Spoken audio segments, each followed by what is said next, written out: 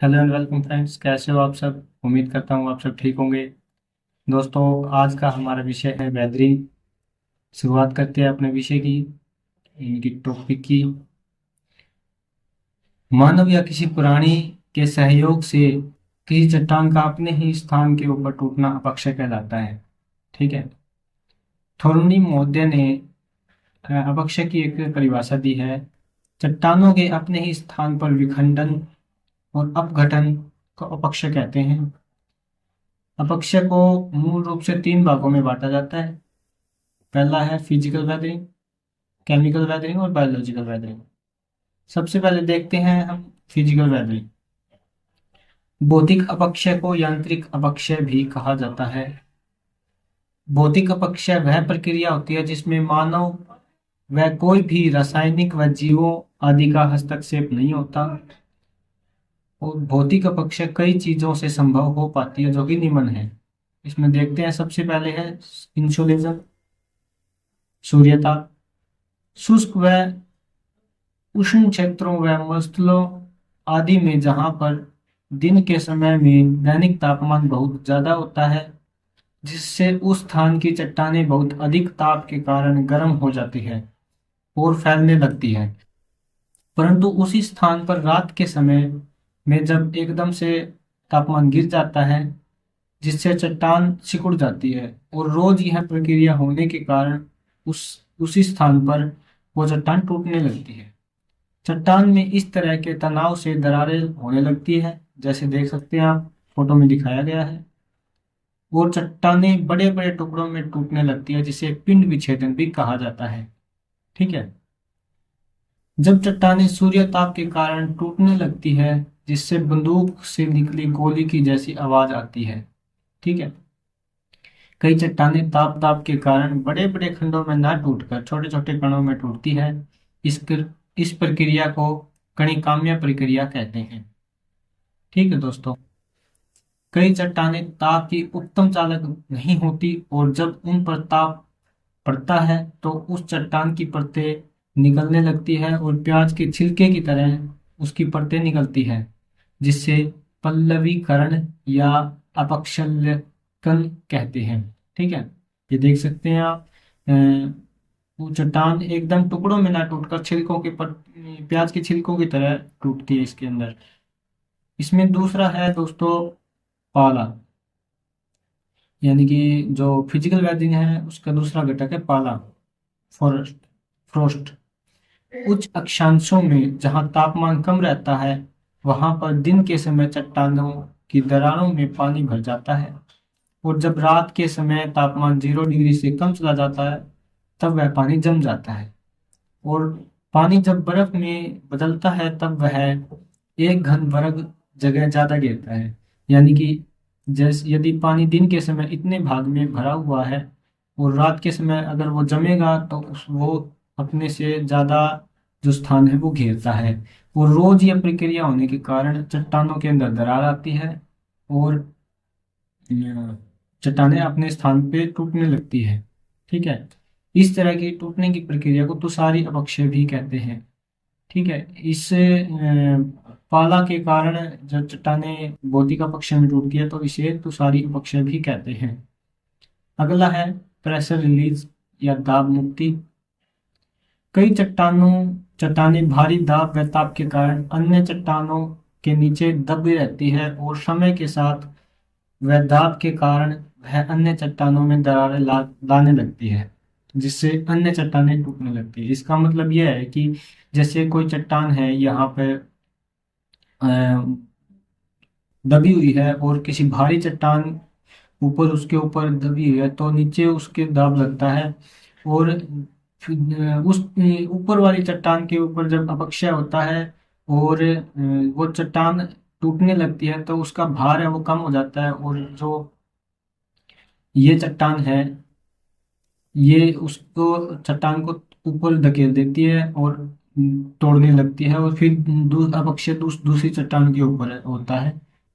इससे ही दाब मुक्ति अपक्षय, भौतिक अपक्षय कहते हैं। अगला है लवणीय अपक्षय। चट्टानों की दरारों में खारे पानी के जमाव व उसके वाष्पीकरण से नमक के कण बनते हैं और समय के साथ वह कण बड़े होते जाते हैं और चट्टानों पर दाब लगाते हैं, जिससे चट्टानों में दरारें आती है और चट्टानें टूटने लगती है। यह अपक्षय मरुस्थलों में बलुआ पत्थर में खारे पानी के रिसने से अधिक होता है। ठीक है, तो ये थे दोस्तों हमारे भौतिक अपक्षय के कारण। अब देख लेते हैं केमिकल वेदरिंग को, रासायनिक अपक्षय को। जब कोई चट्टान प्राकृतिक तरीके से ना टूटकर किसी रासायनिक तरीके से अपने स्थान पर टूटती है, तब उसे रासायनिक अपक्षय कहते हैं। रासायनिक अपक्षय के कुछ प्रमुख कारक हैं जो जिससे रासायनिक अपक्षय है वो सफल हो पाती है, जिसमें सबसे पहले है ऑक्सीडेशन। O2 हमारे वातावरण में फैली हुई है गैस की फॉर्म में, और जब कोई ऐसी चट्टान जिसमें लौह आदि के अंश मिलते हैं, जब वो ऑक्सीजन के संपर्क में आती है तो वह ऑक्साइड में बदल जाती है और चट्टान के ऊपर जंग लगने लगता है, जिसका रंग पीला, लाल आदि होता है, भूरा भी होता है। ठीक है, और वो चट्टान ऑक्सीडेशन के कारण अपने मूल स्थान के ऊपर ही टूटने लगती है। ठीक है, दूसरा है कार्बोनेशन। इसमें क्या होता है कि जब कहीं पर CO2 गैस होती है, जल या किसी और फॉर्म में किसी और चीज के अंदर, और उसके संपर्क में जब कोई चट्टान आती है, तब वह खनिजों को कार्बोनेट में बदल देती है, जिसके कारण चट्टानें कमजोर होकर टूटने लगती है। नूनी जो हमारे आसपास अपने घरों में लगती है, दीवारों के ऊपर वाइट वाइट जो हो जाता है, वो इसका बहुत अच्छा ही उदाहरण है। ठीक है, अगला है हाइड्रेशन। कई बार चट्टानें रासायनिक विधि के द्वारा हाइड्रोजन युक्त जल को सोख लेती है, जिससे चट्टानों में दबाव बढ़ता है और वह फूलकर टूटने लगती है। ग्रेनाइट चट्टानों में अक्सर यह प्रक्रिया देखी जाती है। इसके अंदर अगला कारक है सॉल्यूशन। वर्षा के जल में कई चट्टानें रासायनिक तरीके से घुल जाती है, जैसे सेंधा नमक हो गया, चूना पत्थर हो गया इत्यादि। ठीक है, तो ये थे दोस्तों अपने केमिकल वेदरिंग के कुछ कारक। अब हम बात करते हैं बायोलॉजिकल वेदरिंग की। जब कोई चट्टानें किसी मानव, जीव जंतु, पेड़ पौधे आदि के कारण टूटती है, तब उसे हम जैविक अपक्षय कहते हैं। ठीक है, इसके कई कारक है जिससे ये संभव हो पाती है, जिसमें पहला है वेजिटेशन। कई बार पेड़ पौधों की दरारों जड़ें चट्टानों की दरारों में प्रवेश कर जाती है और समय चलते उस दरार को चौड़ा करने लगती है, जिसके कारण से वो चट्टानें टूटने लगती है। इसे ही वेजिटेशन अपक्षय कहते हैं। ठीक है, और इस अपक्षय के कारण ही केमिकल वेदरिंग को बल मिलता है, यानी कि ये जितनी ज्यादा होगी उतना ही केमिकल वेदरिंग ज्यादा होगी यहाँ पर। ठीक है, अगला है एनिमल्स। कई जानवर बिलकारी होते हैं, यानी कि चूहा, खरगोश, ठीक है, कुत्ता इत्यादि, जो जमीन में बिल बनाकर रहते हैं। वो जमीन व चट्टानों में अपना घर बनाने के लिए खोदते रहते हैं, जिससे चट्टानें कमजोर हो जाती है और टूटने लगती है।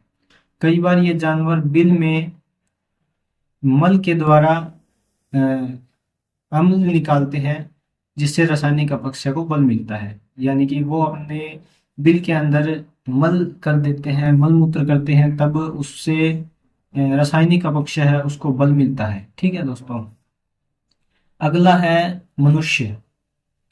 मनुष्य जब अपनी आर्थिक क्रियाएं करता है, तब वह कई तरह की अपक्षय क्रियाएं भी करता है तथा कई प्रकार से अपक्षय करता है, जैसे कुएं, तालाब, खाने, सुरंग इत्यादि। ये सभी क्रियाओं से चट्टानें टूटती है और अपक्षय को बल मिलता है। ठीक है दोस्तों, इससे केमिकल वेदरिंग को भी बल मिलता है और भौतिक अपक्षय को भी बल मिलता है। तो दोस्तों आज हमने वेदरिंग और वेदरिंग के टाइप को देखा। उम्मीद करता हूँ आप सभी को ये वीडियो सही लगी होगी और अच्छी भी लगी होगी। कृपया करके आप मुझे कमेंट बॉक्स में बताएं कि आपको किस टॉपिक के ऊपर और वीडियो चाहिए, ताकि मैं उस टॉपिक के ऊपर वीडियो बना सकूं। ठीक है दोस्तों, धन्यवाद।